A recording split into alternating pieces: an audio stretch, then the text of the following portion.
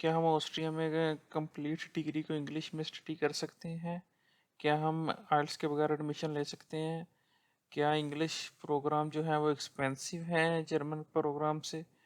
और क्या डिफरेंस है अगर हम जर्मन में एक प्रोग्राम करते हैं या इंग्लिश लैंग्वेज में एक प्रोग्राम करते हैं, और किस तरह हमें ये चूज़ करना चाहिए कि हमारे लिए इंग्लिश प्रोग्राम सही रहेगा या जर्मन प्रोग्राम सही रहेगा? ये वो सवाल हैं जिनका जवाब हम इस वीडियो में देने की मैं कोशिश करूँगा।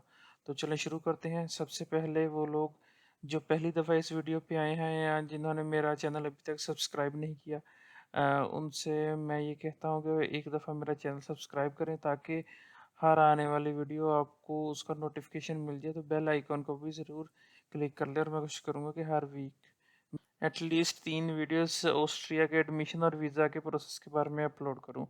तो चलिए शुरू करते हैं। ऑस्ट्रिया में तकरीबन 55 से ज़्यादा बैचलर लेवल के कोर्सेज हैं, इसी तरह 230 प्लस मास्टर लेवल के कोर्सेज हैं डिफरेंट डोमेन में, और 22 पीएचडी कोर्सेज हैं जो कि प्योरली 100% इंग्लिश में ऑफर हो रहे हैं। इसके अलावा 8 हैं कोर्सेज जो ऑनलाइन या डिस्टेंस लर्निंग डिग्री कोर्सेज हैं इन कंप्यूटर साइंस और आर्टिफिशियल इंटेलिजेंस। तो ये मैंने एक ओवरव्यू लिया है कि इससे भी ज़्यादा डीप में जाएंगे आप तो आपको और ज़्यादा मतलब कोर्सेज मिल जाएंगे। तो ऐसा है कि बहुत सारी यूनिवर्सिटीज़ कोर्सेज ऑफर कर रही हैं इंग्लिश में, और ये कुछ टॉप की 7-8 यूनिवर्सिटीज़ हैं जो मैंने आप लोगों के लिए निकाली हैं। आप प्लीज़ इन यूनिवर्सिटीज़ की वेबसाइट के ऊपर जाएं और आप फाइंड अ कोर्स में जाकर देखें, आपको यहाँ पे भी इंग्लिश में कोर्सेज मिलेंगे। और ये टॉप यूनिवर्सिटीज़ हैं ऑस्ट्रिया की, ठीक है। तो मैंने एक लिस्ट आपके लिए बना दी है ताकि आपको आसानी रहे कोर्स फाइंड करने में, ठीक है। उसके बाद अगला जो टॉपिक हम इस वीडियो के अंदर डिस्कस करना चाहते हैं वो ये है कि जब आप इंग्लिश लैंग्वेज कोर्स में जा रहे हैं तो क्या डिफरेंस है पब्लिक यूनिवर्सिटी में, यूनिवर्सिटी ऑफ अप्लाइड साइंसेज और प्राइवेट यूनिवर्सिटी में एक इंग्लिश लैंग्वेज कोर्स में प्राइस का क्या डिफरेंस है, ठीक है। तो मैं आपको बताना चाहता हूँ जो पब्लिक यूनिवर्सिटी है उसमें तकरीबन बहुत ही मिनिमम फीस है। तो बहुत ही मिनिमम फीस से मुराद है कि मैक्सिमम आपको 750 यूरो पर सेमेस्टर तक आपकी फ़ीस होगी। तो और यही यूनिवर्सिटी ऑफ अप्लाइड साइंसेज में तकरीबन 80% यूनिवर्सिटीज ऑफ अप्लाइड साइंसेज जो हैं पब्लिक ओन्ड जो हैं उनकी फ़ीस भी इसी रेंज के अंदर रहती है। तो आप लोग प्रेफर करें कि आप पब्लिक और पब्लिक यूनिवर्सिटी या यूनिवर्सिटी ऑफ अप्लाइड साइंसेज में अप्लाई करें, ठीक है। तो प्राइवेट यूनिवर्सिटी जो है वो आपका सेकंड ऑप्शन होना चाहिए, क्योंकि प्राइवेट यूनिवर्सिटी पहले तो एक्सपेंसिव है, दूसरी प्राइवेट यूनिवर्सिटीज़ की एजुकेशन अच्छी है, स्टैंडर्ड अच्छा है, लेकिन जो पब्लिक यूनिवर्सिटीज़ हैं वो टॉप नंबर पे हैं ऑस्ट्रिया के अंदर कंपेयर टू प्राइवेट यूनिवर्सिटीज़। तो इस चीज़ को भी आपने एक माइंड में रखना है जब आप चूज़ कर रहे हैं यूनिवर्सिटी। अगर दो यूनिवर्सिटीज़ हैं दोनों में सेम कोर्सेज ऑफर हो रहा है तो आप प्रेफर करेंगे आप पब्लिक यूनिवर्सिटी के अंदर जाएं। तो इससे आपकी जो है कॉस्ट पर सेमेस्टर वो भी रिड्यूस होगी, और जो है आपको एक बहुत अच्छी हाई रैंकिंग यूनिवर्सिटी में पढ़ने का मौका मिल गया। ये कुछ यूनिवर्सिटी की रिक्वायरमेंट्स हैं कि द डॉक्यूमेंट्स हैं जो तकरीबन मैंने 8-9 यूनिवर्सिटीज़ की जो लिस्ट बनाई है उनमें तकरीबन हर यूनिवर्सिटी के अप्लाई करने के लिए ये डॉक्यूमेंट्स आपको चाहिए होंगे।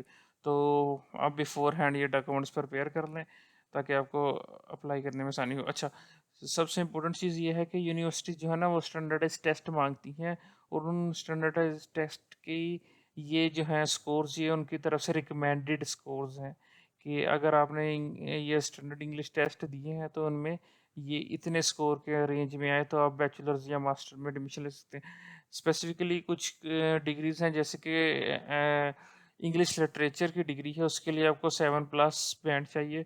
तो इसी तरह कुछ सब्जेक्ट स्पेसिफिक रिक्वायरमेंट्स हैं तो आपको वो एक दफ़ा कंसीडर करना चाहिए कि आप किस फील्ड में जा रहे हैं।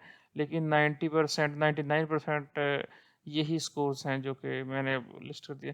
अच्छा, अगर आपने आइल्स नहीं दिया जो इस वीडियो बनाने का मकसद था तो भी आप एडमिशन के लिए अप्लाई कर सकते हैं। उसका प्रोसीजर ये होगा कि या तो आपने ए लेवल किया हुआ हो या आप यूके ऑस्ट्रेलिया यूएसए या न्यूजीलैंड से अपने डिग्री कंप्लीट की हुई हो 2+ ईयर्स की, ठीक है। या आप ये कि अपनी लास्ट इंस्टीट्यूट से आप एक लेटर प्रोवाइड कर दें कि आपकी जो डिग्री थी वो उसमें मीडियम ऑफ इंस्ट्रक्शन था जो वो इंग्लिश में था, ठीक है। ये अगर आप प्रोवाइड कर देंगे तो वो आपका आइल्स की रिक्वायरमेंट को ख़त्म कर देंगे, ठीक है। इसके बाद जो लास्ट पॉइंट है वो ये है कि आपको क्यों जर्मन या इंग्लिश प्रोग्राम में से एक प्रोग्राम चूज़ करना है, तो आप किस तरफ चूज़ करें, क्या आपकी प्रायोरिटी होनी चाहिए। तो मेरी पर्सनल रिकमेंडेशन ये है कि अगर आप लॉन्ग टर्म में ऑस्ट्रिया में स्टे करना चाहते हैं, तो आप प्रेफर करें कि आप जर्मन टॉट प्रोग्राम में जाएं। जर्मन टॉट प्रोग्राम में ये होगा कि आपको पहले 6 मंथ जर्मन स्टडी करेंगे, फिर आप जर्मन लैंग्वेज स्टडी करेंगे, फिर आप जो अपना टेक्निकल फील्ड का वो है ना वो नॉलेज हासिल करेंगे। और इसी तरह अगर आप जर्मन लैंग्वेज की स्किल्स के ऊपर अबूर हासिल कर लेते हैं, तो आपको स्टूडेंट जॉब मिलने में भी आसानी होती है और मल्टीपल ऑप्शंस आपके पास रहते हैं स्टूडेंट जॉब के लिए। एज़ कम्पेयर टू अगर आप स्टडीज़ इंग्लिश में कर रहे हैं और आपकी जर्मन की ग्रिप इतनी अच्छी नहीं है, तो आपको थोड़ा सा जो limited range of student jobs मिलेंगी, ठीक है। तो उसकी जो है मतलब आपके पास ऑप्शंस कम हो जाते हैं अगर आपकी जर्मन स्किल्स इतनी अच्छी नहीं है और आप स्टडी भी ऑब्वियसली इंग्लिश में कर रहे हैं, ठीक है।